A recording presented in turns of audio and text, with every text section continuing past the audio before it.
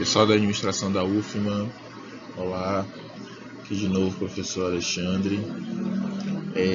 Conforme prometido, nós vamos tratar das unidades dos slides 7 e 8, da unidade 5 da nossa disciplina Teoria da Administração. Primeiro eu vou falar aqui sobre o slide 7, que fala sobre abordagem sistêmica.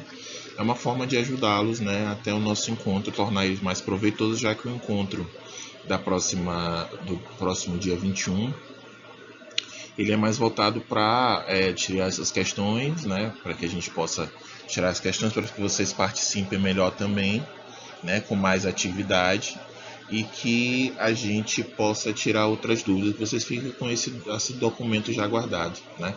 Conforme prometido, eu vou postar esse vídeo no YouTube e passar o link para vocês pelo ambiente virtual através da mensagem, tá bom? Também vou pedir para os tutores dar uma reforçada nisso. Vamos lá? Bom, quando a gente fala de abordagem sistêmica, a gente fala condicionalmente de sistemas, E aí a gente vai entender um pouquinho sobre a teoria geral de sistemas e ver o que isso envolve. Eu já falei um pouquinho dela, sobre entradas, saídas, transformação, retroalimentação. Então tudo isso a gente vai ver, e ver também que sistemas é muito mais comum do que a gente imagina, levando em consideração essa teoria da administração. Então a gente tem o primeiro recorte, falando sobre a década de 50, do biólogo austríaco Ludwig von Butterfly. E aí ele cria essa teoria geral de sistemas que visa integrar as ciências e preencher o espaço vazio entre elas através de interdisciplinaridade, ou seja, falando sobre vários assuntos ao mesmo tempo, várias disciplinas dentro das ciências sociais. Então vocês podem perceber que ao longo das teorias administrativas a gente vai envolvendo mais aspectos. Por quê? Porque a evolução faz com que a gente passe a estudar mais nuances, mais variáveis. E aí a gente tinha a estrutura, depois veio a produção, o resultado, a gente fala das pessoas, a gente une tudo isso aí, e aí na sequência de tudo a gente tem a burocracia, até chegar aqui na teoria dos sistemas, e a gente vai ver que isso é muito importante também para ser utilizado no ambiente administrativo de hoje em dia. As teorias anteriores elas não trabalhavam com hipóteses envolvendo uma abordagem macro, ou seja, uma abordagem mais analítica, e sim mais sintética, e até variáveis impróprias. Além disso, a teoria geral de sistemas ela se mostrou bem sucedida envolvendo as demais ciências, ou seja, é uma teoria que envolve também as variáveis do imponderável. Não é dizer que ela vai envolver adivinhações, mas é importante que ela exista para que ela possa, pelo menos, simular as diversas expectativas que a gente pode ter através de um sistema, principalmente administrativo, porque a gente sabe que envolve pessoas. Então o sistema administrativo ele é importante que ele possa, dentro desse contexto, envolver também situações que sejam imprevisíveis. Ela é baseada nas premissas, o sistema existe dentro de sistemas, por isso são abertos e suas funções dependem de sua estrutura. Quando a gente fala em sistemas, a gente pode lembrar logo de biologia, que na biologia a gente fala do sistema do corpo humano, que é um tipo de sistema que tem entradas, saídas, transformações, E dentro do sistema do corpo humano existem outros sistemas. Existe o sistema nervoso, existe o sistema ósseo, os esqueletos, existe o sistema muscular, existe o sistema digestivo, sistema respiratório, sistema locomotor. Então existem outros sistemas. Então um sistema ele é a base de outros subsistemas que existem entre eles. Compõe a administração clássica sendo sintética em vez de analítica, expansionista em vez de reducionista, teleológica, hipotética, em vez de mecanicista. Tá? Então, o que ele quer dizer aqui? Que a administração clássica ela era uma administração feita para visada na produção, né, no resultado final. E a abordagem sistêmica ela já é uma abordagem que vai falar sobre tudo, todos os processos, né, ver os gargalos de cada processo para ver onde é que o processo está errando, onde é que ele pode ser otimizado e ver onde a produção pode ser melhorada. Bom, conceito de sistemas. Tem aqui a etimologia da palavra, né, que é do grego sum, né, com, e steme, que é colocar junto. Ou seja, a definição de sistema é um conjunto de elementos dinamicamente relacionados, formando uma atividade para atingir um objetivo, operando sobre entradas para fornecer saídas. Tá? Então, quando a gente fala de sistema, a gente fala de algo que recebe insumos, recebem coisas que vão ser transformadas dentro dele e produz algo diferente, uma saída.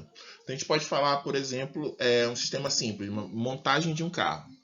Ele vai receber os insumos, que são as peças separadas do carro, vidros, a parte elétrica desse carro, os pneus que são feitos de borracha, né? As calotas que podem ser feitas de ferro ou de alumínio, né? Outras partes do motor que são feitas de outros componentes. Então tudo isso ele vai compor um sistema, que é a montagem do carro.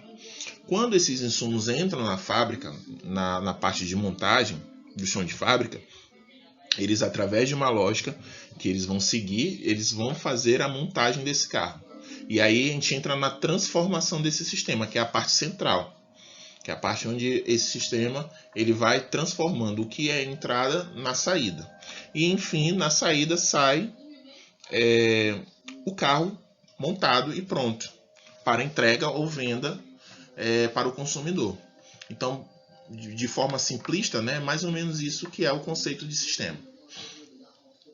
Então a gente tem algumas classificações, por exemplo, tipologia. O que a gente pode... tipos de sistema, o que a gente pode classificar? Constituições. Os sistemas podem ser físicos ou concretos, abstratos ou conceituais. Um tipo de sistema físico. Peças de o computador, o teclado, o mouse, né, os periféricos. E um sistema abstrato pode ser o software desse computador. O ambiente virtual, por exemplo, é um sistema abstrato. É um sistema que a gente não pode pegá-lo, ele não é físico a ponto da gente tê-lo na mão, segurá-lo, ter um contato tátil, mas ao mesmo tempo ele existe, né, e ele vive num servidor. Então ele é considerado sistema conceitual ou abstrato. A gente também pode falar sobre a natureza desse sistema. O que ele é? A natureza, ou seja, o contato dele com o ambiente externo. Se ele recebe alguma coisa do ambiente externo. Então ele pode ser aberto, ou seja, tem contato com o ambiente externo, ou ele pode ser fechado, né? E aí eu coloquei o fechado como um tópico, por quê? Porque as pessoas podem, quando ouvirem falar de sistema, pode pensar em alguns tipos de sistema que possam ter uma execução parecida com um tipo de sistema fechado, ou seja, que não entra em contato com o ambiente externo para lhe alimentar. Um exemplo clássico disso é um relógio. O relógio, as pessoas pensam que ele não tem um contato com o sistema, mas, por exemplo, vamos pegar os relógios antigos, eles tinham que a corda. A corda fazia com que desse um impulso nesse relógio. E aí você tem agora relógios de bateria mais para frente, né? Relógios que têm um contato com o exterior através dessa energia, que é a bateria, para ser feita o impulso nele e que se transforma e tenha como saída as horas, né? Os dias, os dias da semana, as horas. E agora tem sistemas de relógios que funcionam com energia solar, então tudo isso é um contato externo com o lado de fora, com o ambiente, né? Então, quando você classifica o sistema pela natureza, saiba que os sistemas são abertos em sua totalidade. Existem sistemas mais abertos, outros menos abertos, mas todos são abertos. E os fechados são considerados como utópicos, ou seja, apenas conceituais, apenas um conceito teórico. Então, o conceito de sistema, o que ele compõe? Quais são os componentes desse sistema? Eu já falei aqui que tem um ambiente, ou seja, é o meio que envolve externamente o sistema.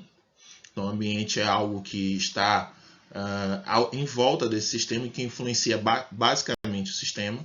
Por exemplo, se o sistema for de uma fábrica e tiver... um exemplo muito clássico foi agora que a gente conviveu com a pandemia da Covid-19. Então, esse sistema, ele dentro desse ambiente, ele influenciou. Porque por conta da pandemia, as pessoas que trabalhavam fisicamente nas fábricas, pessoalmente, elas não puderam mais exercer suas funções lá dentro da fábrica, né? As fábricas que tinham essa exigência, no primeiro momento elas fecharam, exigência total, e as que puderam adaptar para o home office, né, trabalhar remotamente, elas se adaptaram de uma melhor forma. Então, o ambiente influencia, sim, no que vai acontecer dentro do sistema de uma empresa, de uma organização, de uma fábrica. Temos também a entrada ou input, né? Que pode ser informação, energia, materiais, são todos os insumos que entram para trabalhar dentro desse sistema de informação, né? Dentro do processamento, a gente chama de entrada. A saída, que é o inverso da entrada, ou seja, tudo aquilo que é produto daquele processamento, daquela transformação, a gente chama de output. E aí podem ser bens ou serviços oferecidos, informações que depois de processadas podem ser transformados, lucros, pessoas, poluição. Então você pode verificar todos os tipos de saída que um sistema pode produzir. Além disso, o processamento, ou throughput, ou seja, conversão das entradas em saídas. É todo o meio do sistema, é tudo aquilo que o sistema se baseia. Então tem as entradas, depois todos os materiais passam pelo processamento. Esse processamento faz com que esses materiais se tornem produtos, né? E esses produtos podem se tornar bens, serviços, informações, lucros, pessoas, poluição, etc.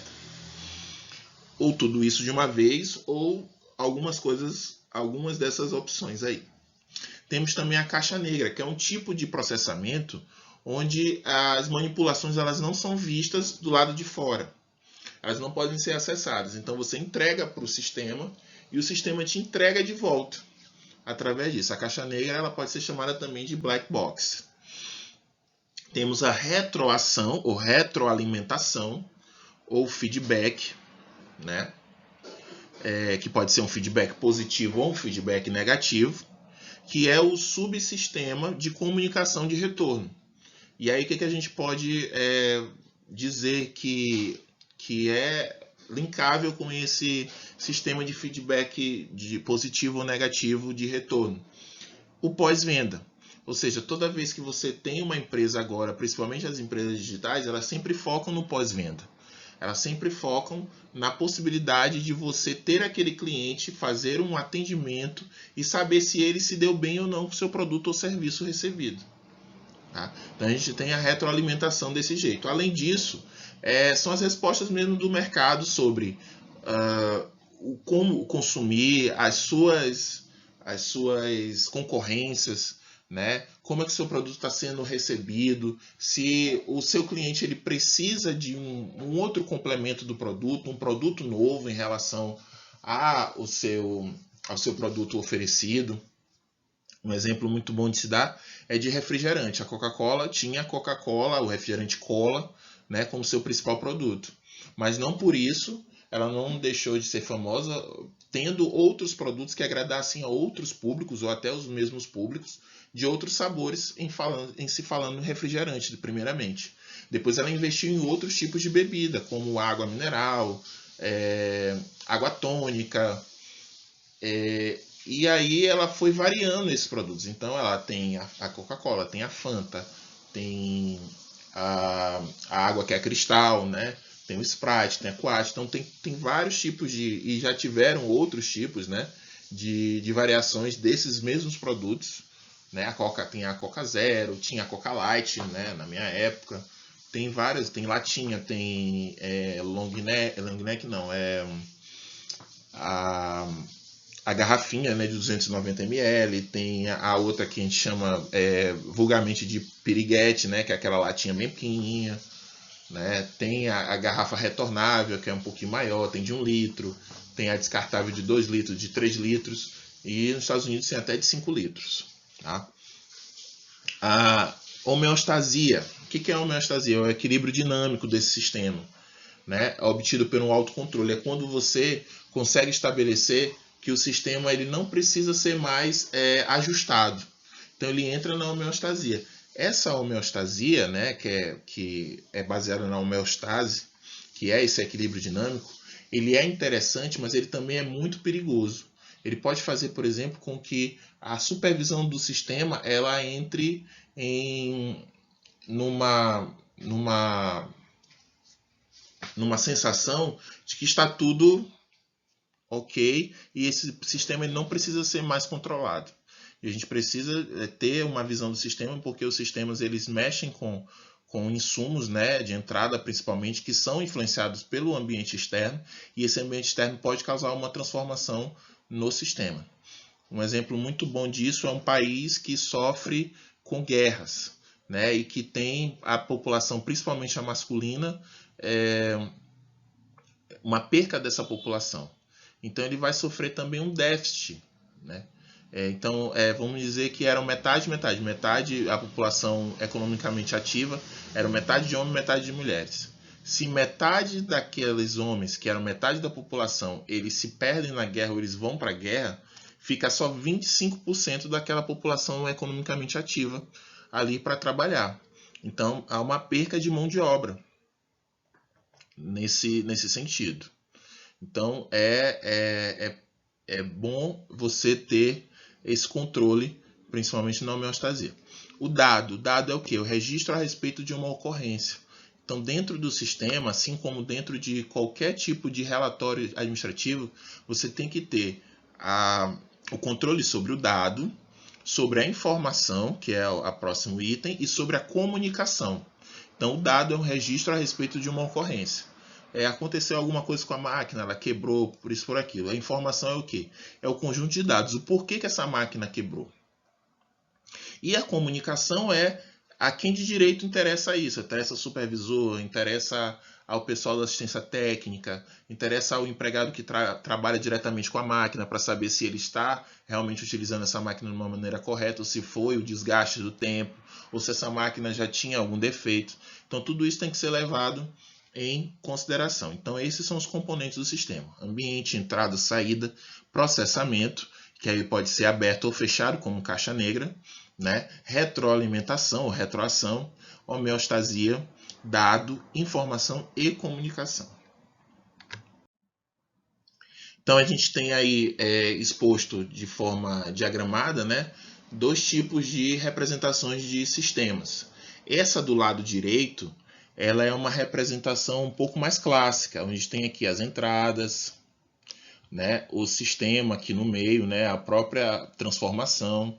Nós temos as saídas, né? Essa seta que sai da saída aqui, né? E vem para a esquerda é a seta da retroalimentação. Percebam que depois ela tem uma continuidade até a entrada de novo. Então ela influencia nas entradas, porque se o meu produto ele precisa de uma maior qualidade, na saída, quando o meu cliente der o meu feedback, eu vou saber se esse produto ele é ou não necessário comprar um insumo melhor. Tá? E aí a gente tem aqui o órgão regulador, que pode ser tanto interno da empresa, né, alguma consultoria, algum setor de qualidade da empresa, como pode ser um órgão regulador externo, algo que seja ligado, por exemplo, ao poder público.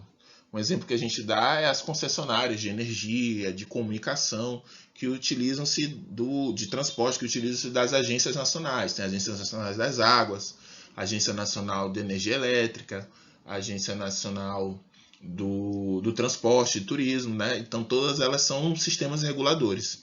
O que esses sistemas reguladores eles trabalham?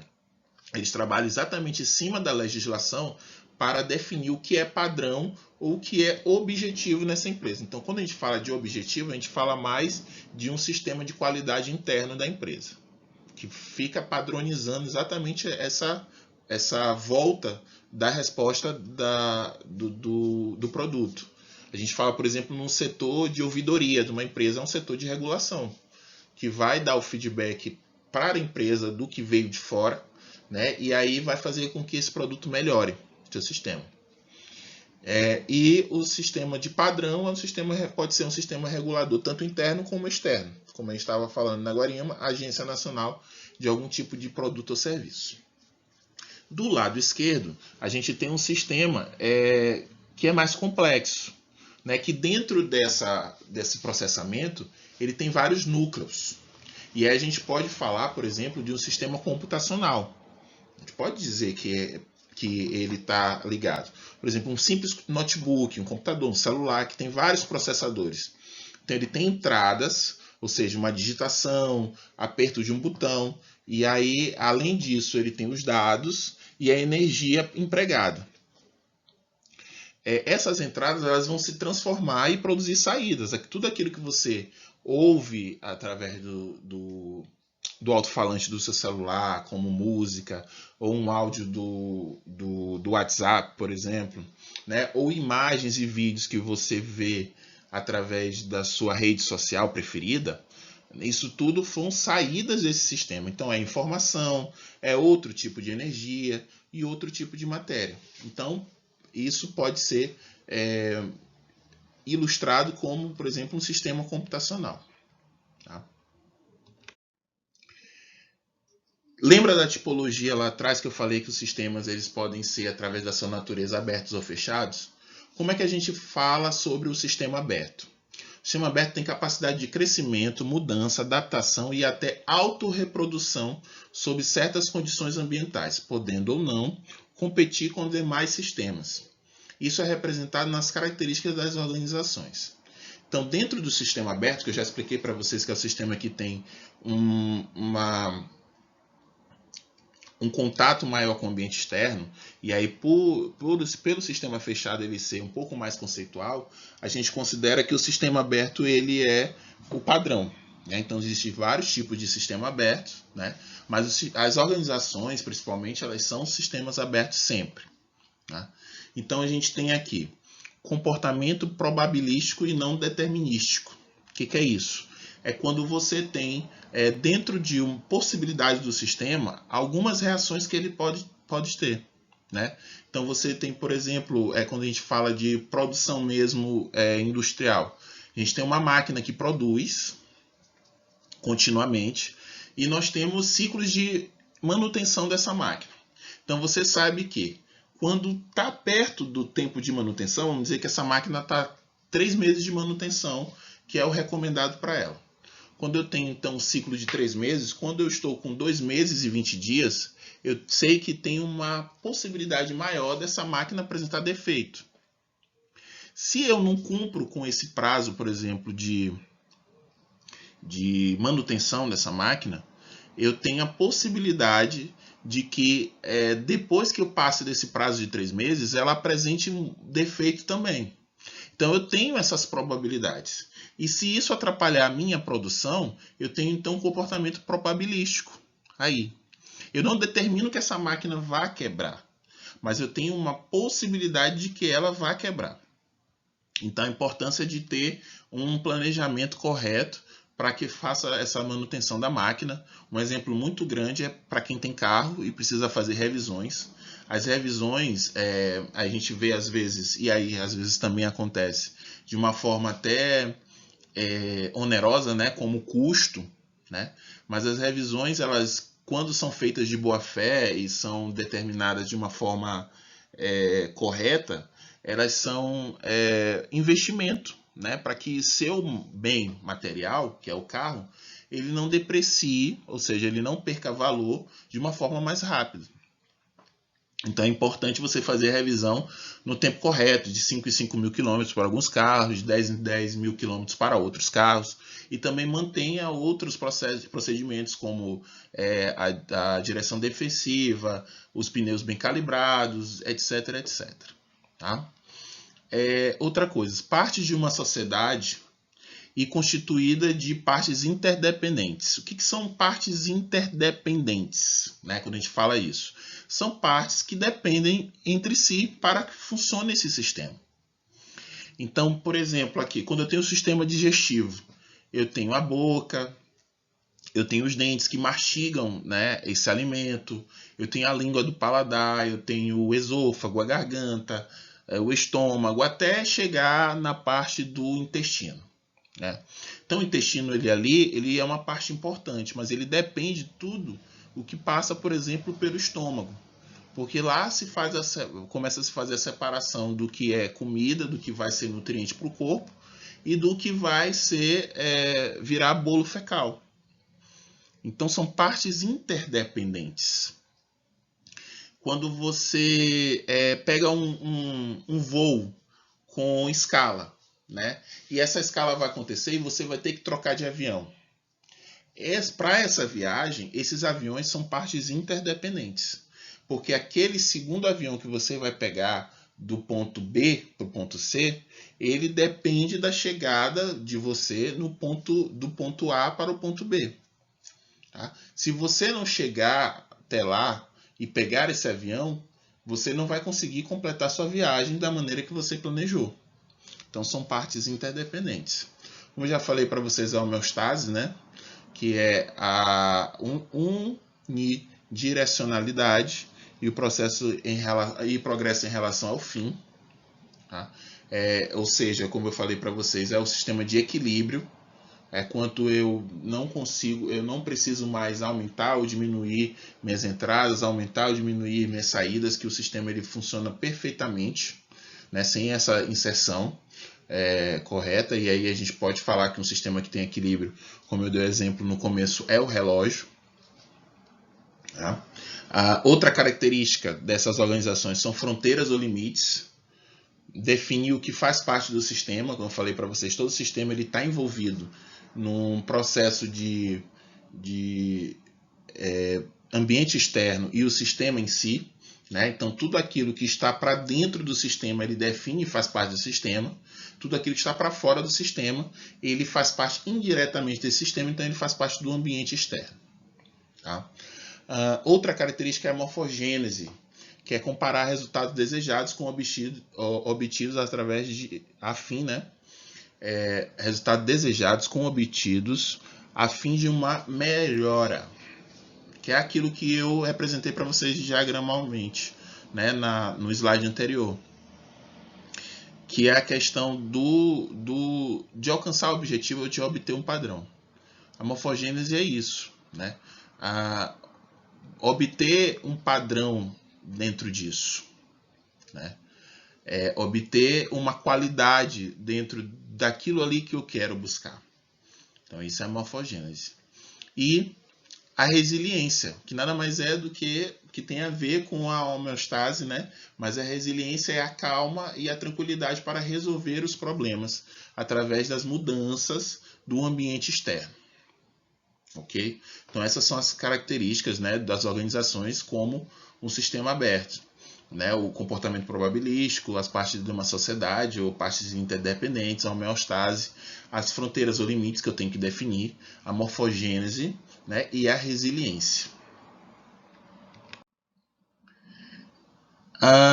E aí eu trago aqui também, mais a título de curiosidade, alguns modelos de organização, tá? E como eles são classificados. O primeiro exemplo que eu dou aqui são os modelos físicos e matemáticos, né? Que são fundamentais para a compreensão do funcionamento do sistema. Então existem 3 razões para utilizar esses modelos. Manipulação de identidades reais, é socialmente inaceitável ou legalmente proibida. A incerteza cresce rapidamente e aumenta desproporcionalmente as consequências dos erros. A incerteza é a maldição da administração. E a capacidade de construir modelos representativos de realidade aumentou enormemente.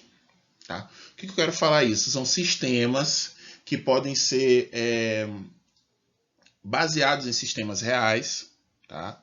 E que eu não preciso usar, por exemplo, pessoas como base disso, né, nem influenciar na vida delas, mas ao mesmo tempo eu posso tirar de algumas vivências delas, algumas experiências delas, uma forma de sistema, como se fosse uma maquete animada, e inventar realidades virtuais, realidades aumentadas, tá, através da tecnologia. Então esses são sistemas de modelos físicos ou matemáticos. Isso ajuda muito por quê? Porque eu consigo, dentro desse sistema, prever a utilização, por exemplo, de uma máquina que eu vá comprar, com a produção que eu vá ter através de uma expectativa de insumos que eu tenho para comprar. Então, será que com esse investimento eu vou conseguir produzir X, Y e Z? Então, é importante eu ter modelos físicos ou matemáticos, tá? Para que eu possa compreender o funcionamento desse sistema e possa saber se esse sistema é viável ou não. E aí, dentro desse conceito, tem essa parte aqui que é muito interessante, que é a incerteza é a maldição da administração. Por isso a gente tem aquelas funções do administrador, e a primeira é o planejamento. Quando eu tenho incertezas no meu planejamento, mais do que certezas, eu tenho um planejamento fracassado.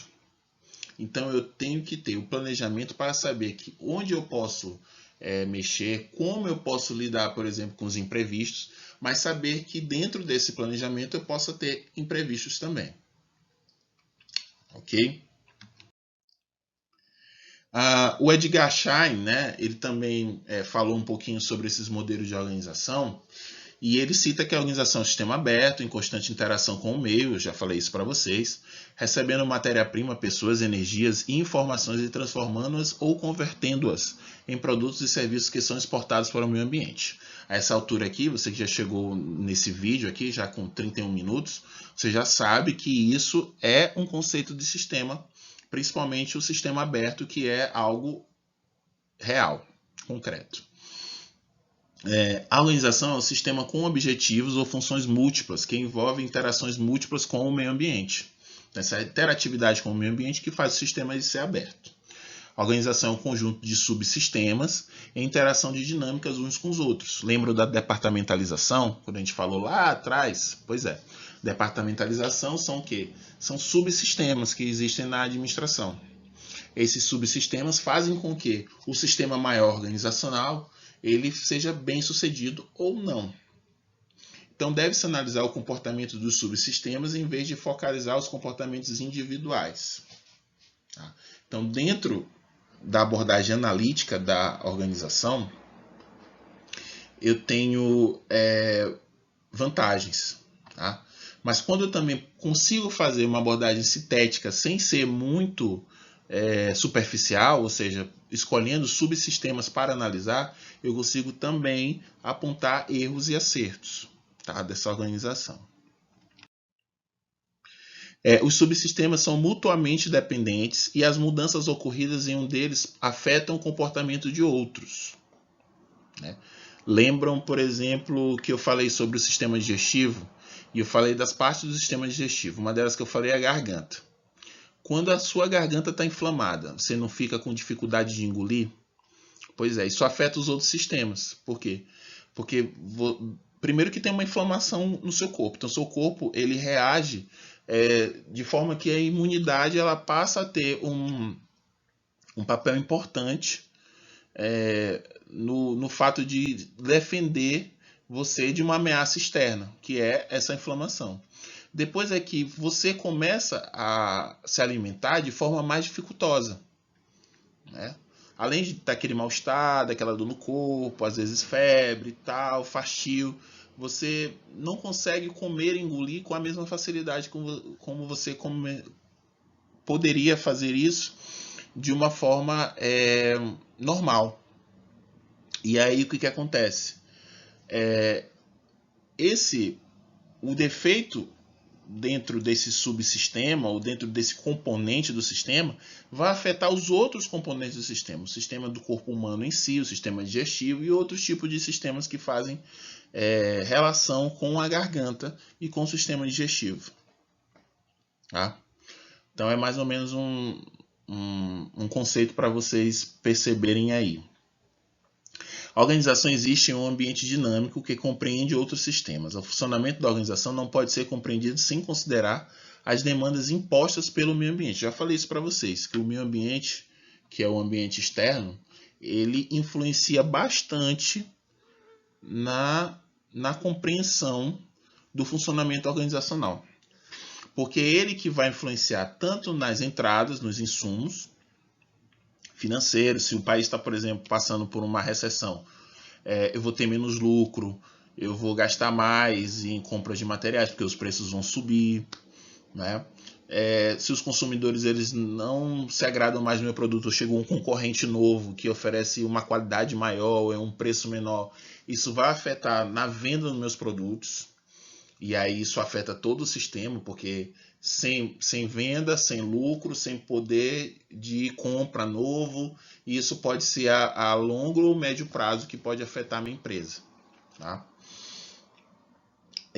Os múltiplos elos entre a organização e seu meio ambiente tornam difícil a clara definição das fronteiras organizacionais. Lembra que eu falei da fronteira anteriormente, né, das características lá atrás.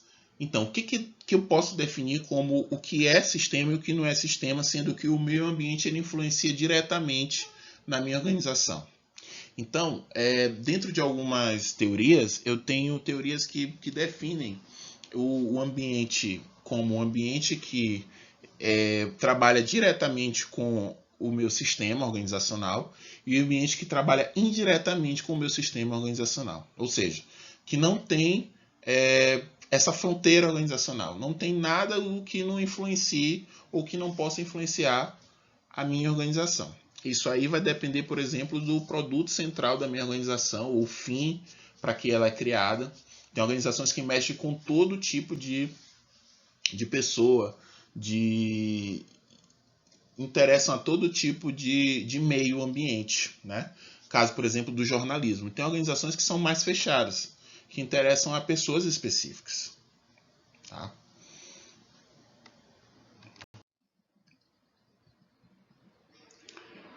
Então, nesse modelo de organização agora que está aqui, são as mesmas definições, com algumas inserções diferentes, e aí eles têm outras nomenclaturas.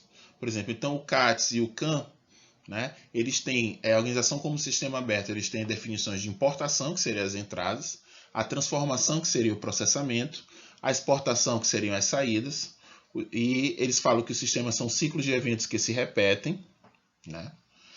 Tem o conceito de entropia negativa, ou seja, a tendência à exaustão, desintegração e morte, ou seja, como os sistemas são ciclos que se repetem, uma hora eles vão se desgastar. Então eu tenho que ter um novo estado nesse sistema, um novo insumo, uma nova atitude nesse sistema para que ele não entre em entropia negativa.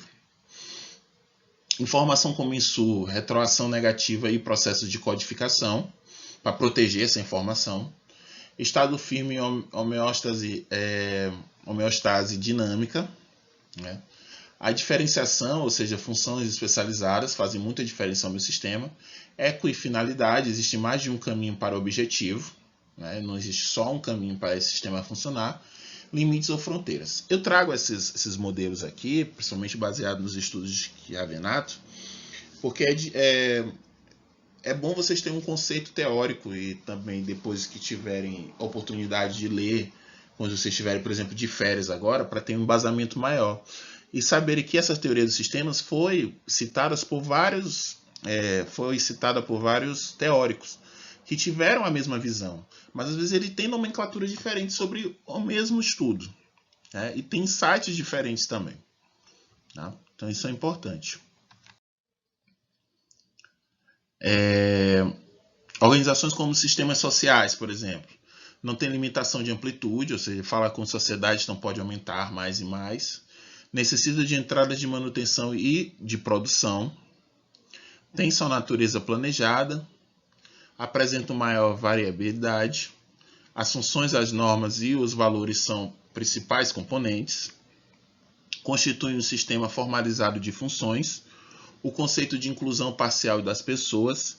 E o funcionamento deve ser estudado em relação às transações com o meio. Um exemplo disso, um sistema religioso, de organização religiosa. Ele tem tudo a ver com esse conceito aqui de organização de sistemas sociais. Ou seja, podem chegar a cada vez mais pessoas, limitação de amplitude. necessita de entradas de manutenção e de produção, ou seja, novas tendências. Por exemplo, uma igreja que não utiliza hoje em dia as redes sociais, por exemplo, ela não que ela esteja fadada ao fracasso, mas ela não tem a possibilidade de aumentar o número de pessoas que possam vir a congregar nos seus templos, participar da sua igreja, investir na religião, etc. Tá? Tem essa natureza planejada, por quê? Porque tem funções, normas e valores como componentes, principais componentes. Tem um funcionamento estudado em relação ao meio, às transações no meio, ou seja, essas funções, normas e valores, elas já são estudadas em relação ao meio. O meio é imprevisível, mas eles têm. Apresentam maior variabilidade, ou seja, os sistemas sociais podem ser vários.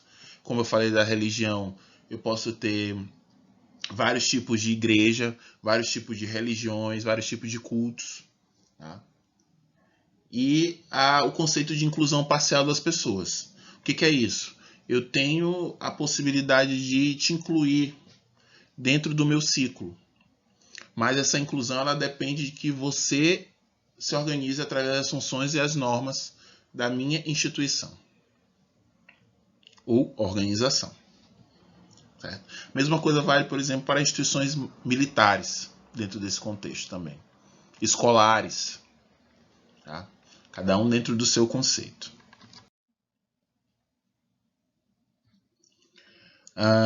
Cultura e clima organizacionais. Cada organização cria sua própria cultura e tem seus próprios tabus, usos e costumes. Dinâmica de sistema cria um mecanismo de recompensas a fim de vincular seus membros para controlar e dirigir o comportamento ao sistema. Falando de religião, essas recompensas é o quê? Vamos falar do cristianismo, a vida eterna, né? É um tipo de recompensa vista que serve para controlar e dirigir o comportamento desse sistema. Tá? Estou falando assim friamente, sem envolver questões de dogmas religiosos. Tá? A criação de cultura e os próprios tabus, usos e costumes, o que falar, o que não falar, o que é considerado certo, o que não é considerado errado, monogamia, né, o casamento com uma pessoa só. Em outras religiões é permitido uma pessoa casar com mais de uma, né, entre outras questões. Conceito de eficácia organizacional: sobrevivem enquanto forem capazes de manter a negentropia, né? Ou seja, entradas maiores e saídas maiores que a energia que se consome. A organização como sistema de papéis. A organização consiste em aglomerados de atividades específicas dos indivíduos e que se superpõem. Tá? Então ele considera que a organização deve ter os seus papéis definidos e esses papéis sobrepostos a partir do momento em que esse sistema se evolui até chegar ao objetivo final. Então, o que a pessoa aqui que faz, extrai, por exemplo, o insumo cru, aqui antes da transformação, ela tem uma importância no sistema, mas a importância de quem ajuda a transformar, ela se superpõe à importância desse que extrai. A importância daquele que ajuda a vender esse produto já qualificado, transformado, ele se superpõe àquele que ajuda a transformar. Certo? Então, quando vai evoluindo o sistema, as atividades também se superpõem. A gente tem mais um modelo aí organizacional, finalizando, né? E aí, quando a gente for ler, depois se vocês forem ler nos slides, vocês vão ver que os conceitos eles são parecidos também. Ó, o conceito cíclico aqui, ó, de Tavistock, né, o inglês Tavistock. Importação, que seria a entrada, conversão, que seria o sistema reprodução, e a exportação, que seria a saída. Tá? Eles falam sobre interação mútua e recíproca, né, e os dois tipos de subsistemas que vocês podem ler com mais calma, e também técnico e social. É isso. Pessoal, nos vemos já já depois no próximo vídeo, que é o vídeo sobre o slide 8, falando sobre a abordagem contingencial da administração. Até a próxima, tchau, tchau.